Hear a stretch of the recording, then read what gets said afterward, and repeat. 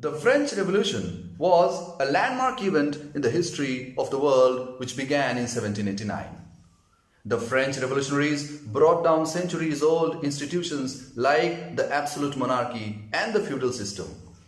They reshaped the socio-political landscape of their country. This revolution inspired nationalists and revolutionaries worldwide.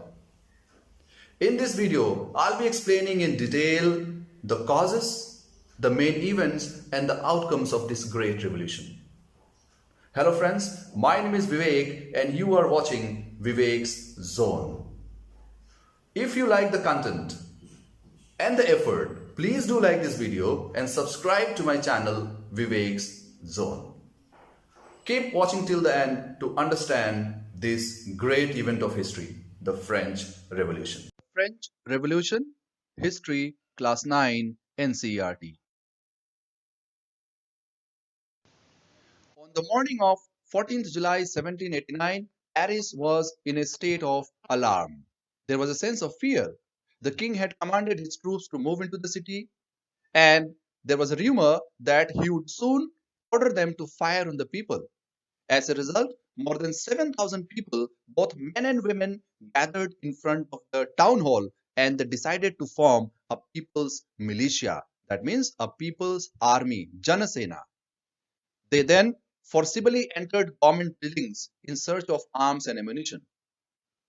Several hundreds of them marched towards the eastern part of the city where stood the fortress prison named Bastille. They thought that they would find arms and ammunition in that prison. This prison represented the despotic power of the king.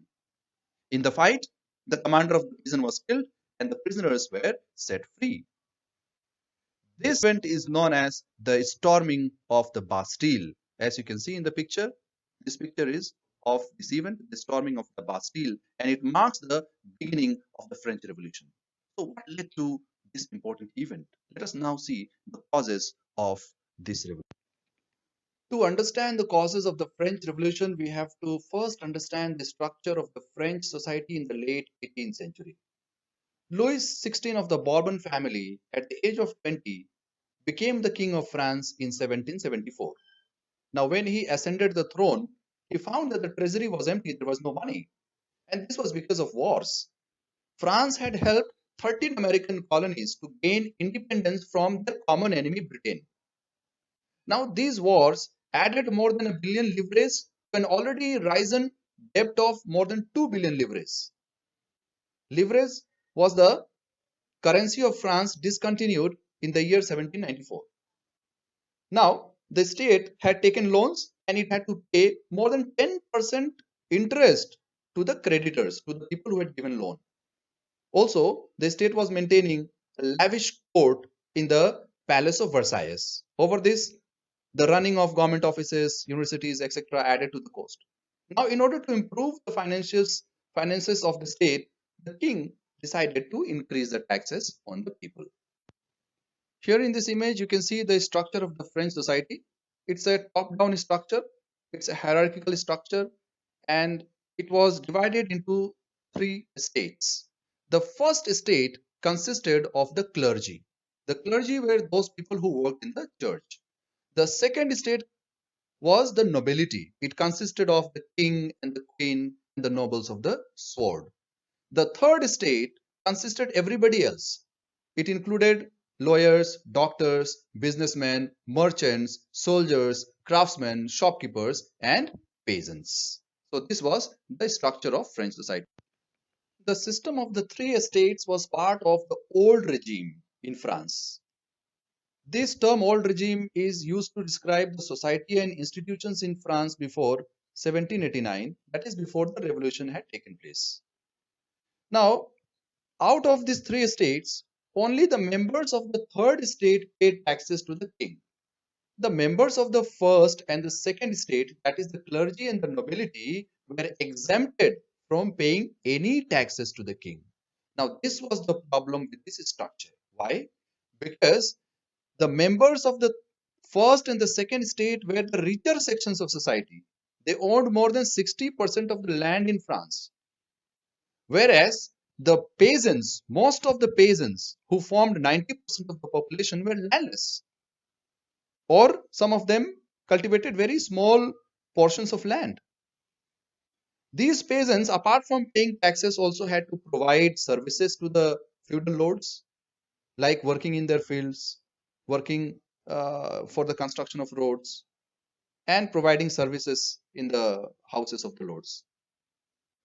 The church collected its own uh, taxes from the people, known as tithe, and the members of the third estate also had to pay a direct tax to the king, the state, known as tile. Apart from this direct tax, they also paid indirect taxes on goods of everyday consumption, such as salt and tobacco. An important problem of this period was the subsistence crisis. It means there was a struggle to survive. Survival was becoming difficult. यानी कि जीने का संघर्ष. This was because the population of France rose from about 23 million in 1715 to 28 million in 1789. This led to increase in demand for food grains. But the production of food grains did not keep pace with the rise in population. So the prices of bread rose rapidly. The people's wages or their earnings did not keep pace with the rise in prices. The prices of goods increased, but the wages of the people, the earnings of the people did not increase. In such a situation, whenever there was drought, that means periods without rainfall, or whenever there was hail, that reduced the harvest, and this led to subsistence crisis. And such a crisis frequently occurred in the old regime. The rise of the middle class was an important development in the 18th century in France. The middle class is comprised of traders, businessmen, lawyers, and teachers. This class was educated, and it believed that no group in society should be given special privileges merely on the basis of birth. यानी कि समाज में किसी भी वर्ग को सिर्फ उसके जन्म के आधार पर कोई विशेष अधिकार नहीं मिलने चाहिए, कोई विशेष हैसियत नहीं मिलनी चाहिए. They were inspired by the writings of social thinkers and philosophers such as John Locke, who in his book The Two Treatises of Government sought to refute, sought to reject the idea that the king had divine and absolute right. That means the king had any right given to him by God, or that the king had unrestricted rights. Rousseau, he said that the government should be based on an agreement between the people and the government. Montesquieu, another philosopher, in his Spirit of Laws, he proposed that in order to prevent the misuse of power, the power of the government must be divided between the legislative, the executive, and the judiciary. The outbreak of the revolution, Kranti ki shuruaat. As we have already studied that the treasury was empty, the king wanted to increase the taxes to improve the finances of the state. But in the old regime, the king could not do so on his own. He had to call the meeting of the Estates-General. The Estates-General was an assembly with representations from all the three estates of French society. The first and the second estate sent 300 members each, and the third estate sent 600 members. Now, as per the old practice, each estate had one vote. But this time, the members of the third estate, they demanded that every representative should have one vote. That means every individual should have one vote. The king rejected the proposal, and the members of the third estate walked out of the assembly in protest. On 20th June, they assembled in the indoor tennis court, determined to draft a constitution which would limit the power of the king. That means they wanted to frame a new constitution for France that would restrict the powers of the king. एक ऐसा संविधान बनाना चाहते थे जिससे राजा की शक्तियों पर अंकुश लगाई जा सके. While the members of the third estate were framing a new constitution for France, the prices of bread rose, and bakers they started hoarding supplies. Angry because of the unavailability of bread, people, including women, started breaking into shops.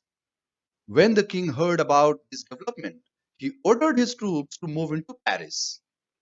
Then we have already studied how an angry crowd formed a people's militia and then stormed and destroyed the prison of Bastille.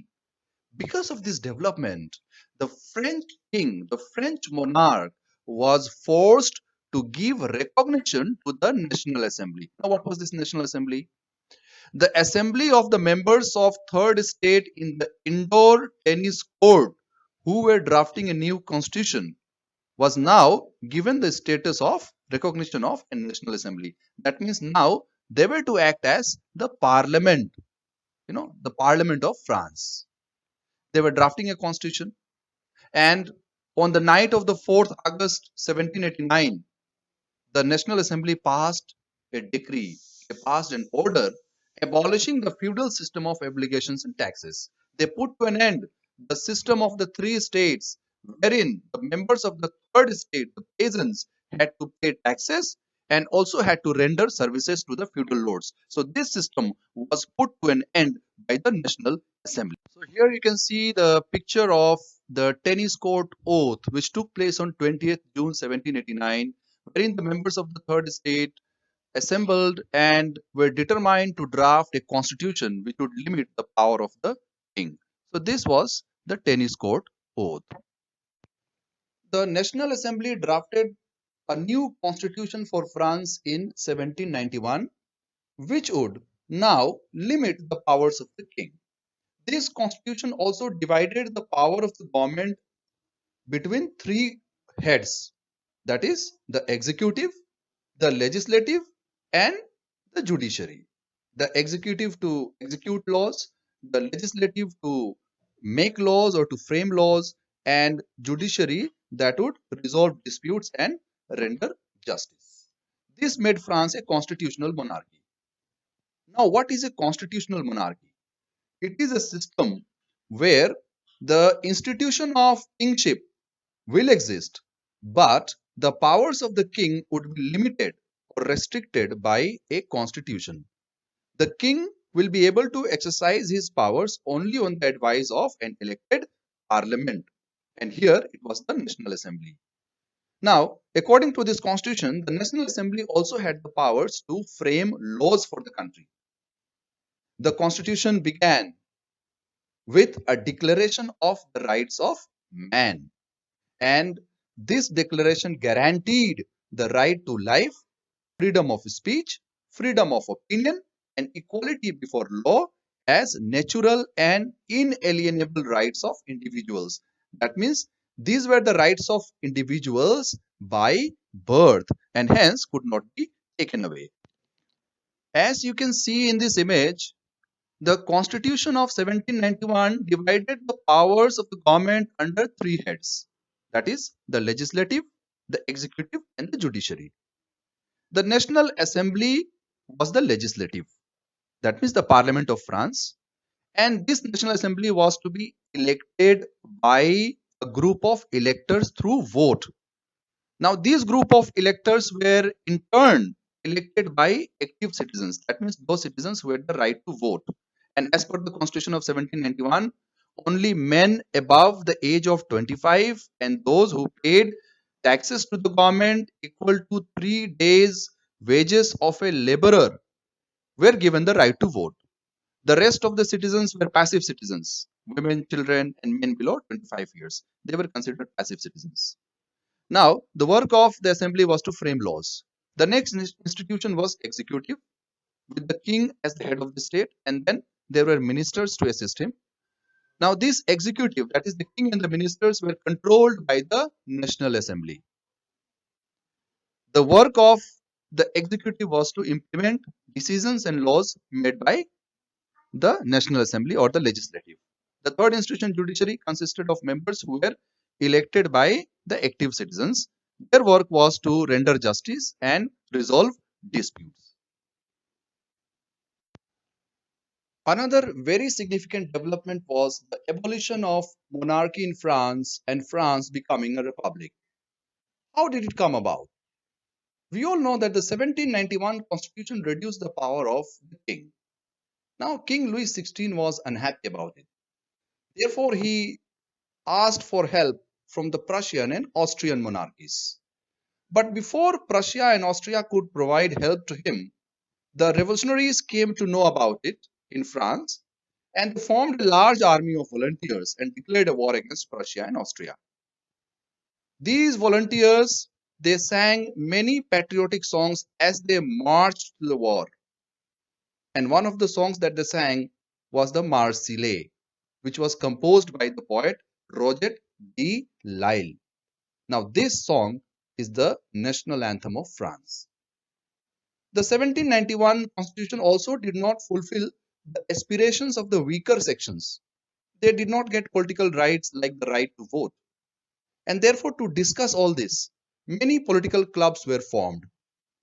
The most famous of these political clubs was the Jacobin Club, which was named after the convent of St. Jacob.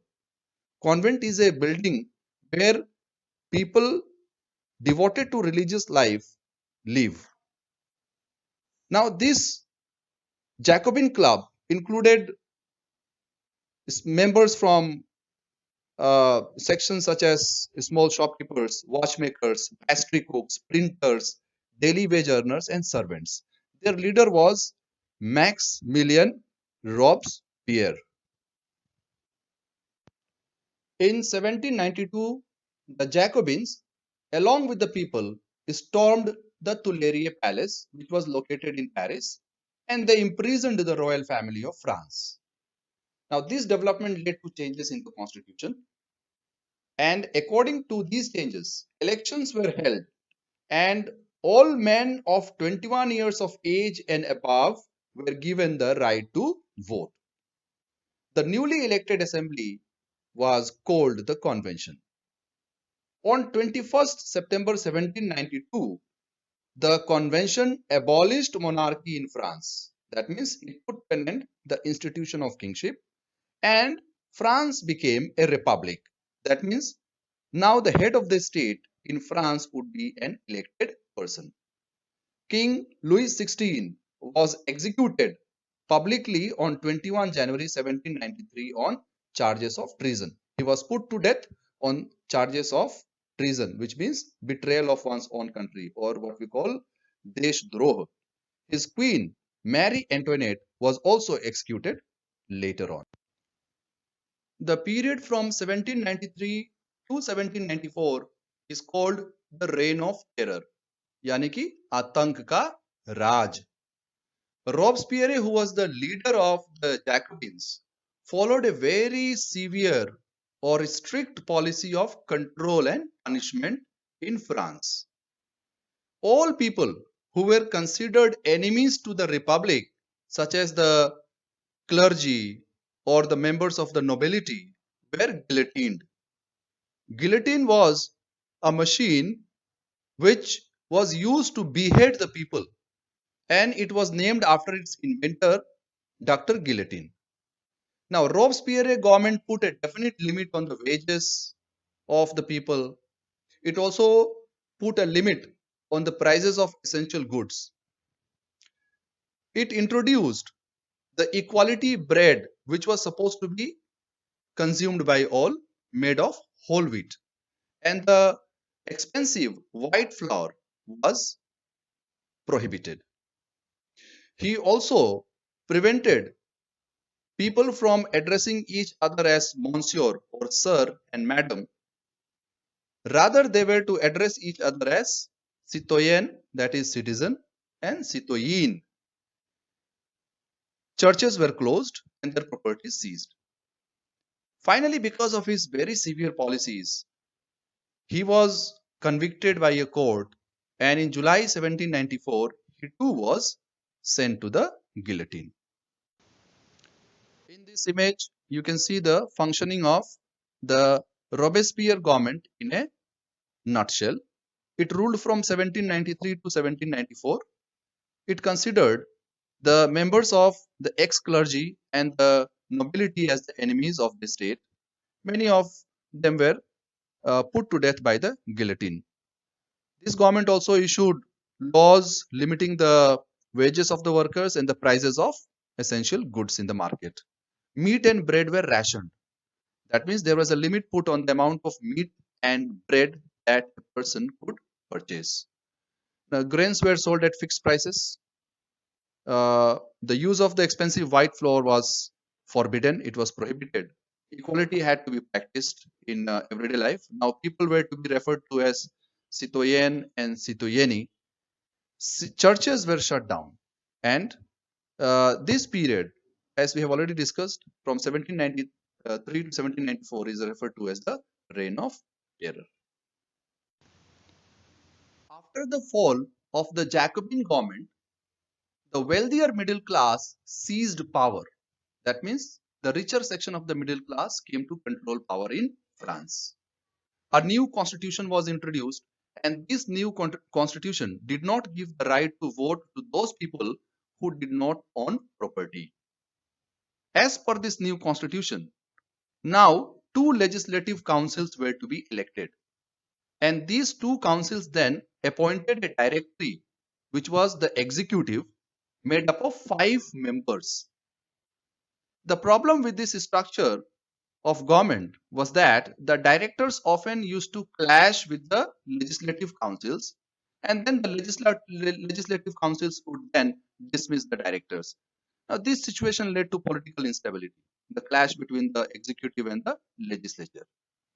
And this political instability led to the rise of a military dictator, Napoleon Bonaparte. Women and the revolution. Women participated actively in the French Revolution. Most women of the third estate, however, had to work to earn their livelihood. They worked as laundresses. They sold flowers and vegetables in the market. They also worked as domestic help in the households of prosperous people. Women in France, in order to discuss and voice their interest, started newspapers and formed political clubs. A famous women's club was the Society of Revolutionary and Republican Women.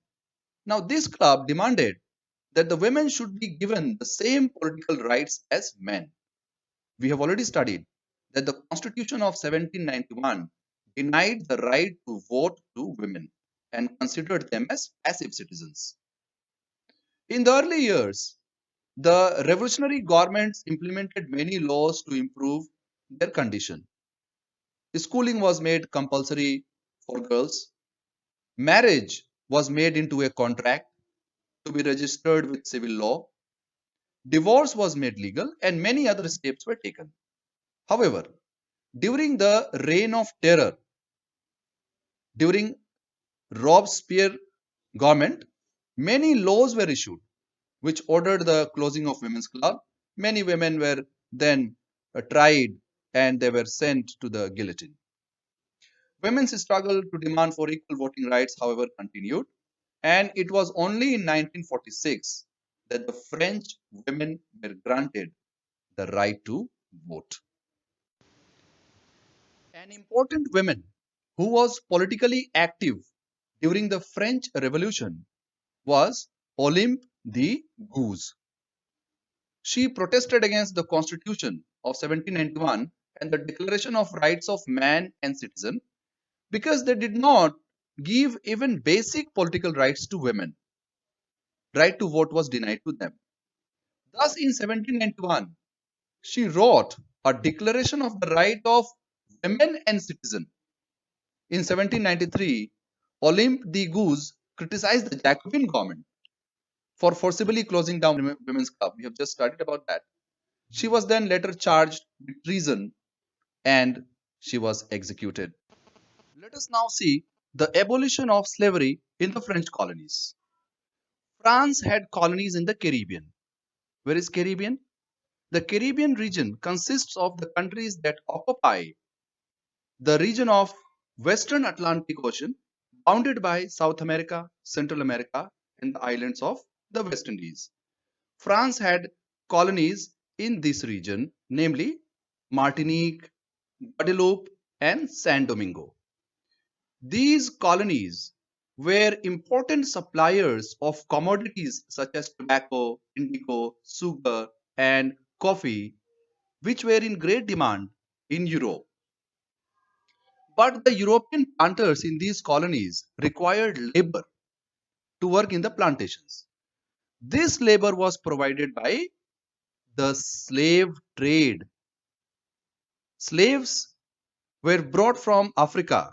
The Negroes, they were brought from Africa by the Europeans and they were then sold to the plantation owners.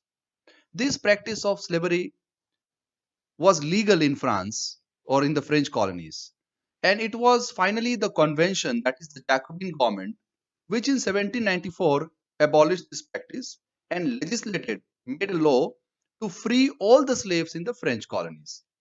However, Napoleon Bonaparte reintroduced slavery after 10 years. Finally, slavery was abolished from the French colonies only in 1848. How did the French Revolution impact the everyday life of the people in France? Now, the revolutionary governments after 1789 passed many laws to establish the ideals of liberty, equality into everyday practice. Say, for example, censorship was abolished. Soon after the storming of Bastille, a law was passed to abolish censorship. Now, what was this censorship? In the old regime, all written materials and cultural activities such as books, newspapers, plays could be published or performed only after they had been approved by the censors, that is, officials of the king. But now, all such restrictions were removed. The Constitution of 1791 also granted several rights to the French citizens. And one important right was the freedom of press and speech. That means now the people of France could voice their opinions. Thus, the revolutionary governments, they took steps, passed laws to establish the ideals of democracy, liberty, equality, and justice. The rise of Napoleon Bonaparte. We have already studied that the fall of directory in France led to the rise of military dictatorship under Napoleon Bonaparte. Now, Napoleon had a dream of conquering Europe and he invaded many countries. Wherever he went along with his troops, he carried the ideas of the French Revolution. He introduced many laws for reforms such as protection of private property and the uniform system of weighs and measurements. Initially, people in other parts of Europe welcomed Napoleon and his troops because they considered him as liberator, somebody who has come to liberate them from their problems because they were under tyrannical rule of monarchs. But soon they started opposing him because Napoleon placed his successors on the throne of the countries which he invaded. Napoleon was finally defeated at the Battle of Waterloo in 1815. The French Revolution has given us some great gifts, such as the ideas of liberty, equality, and democratic rights. So, these are the legacies of the French Revolution, which we continue to value even today. Thank you for watching this video. Hope you liked it.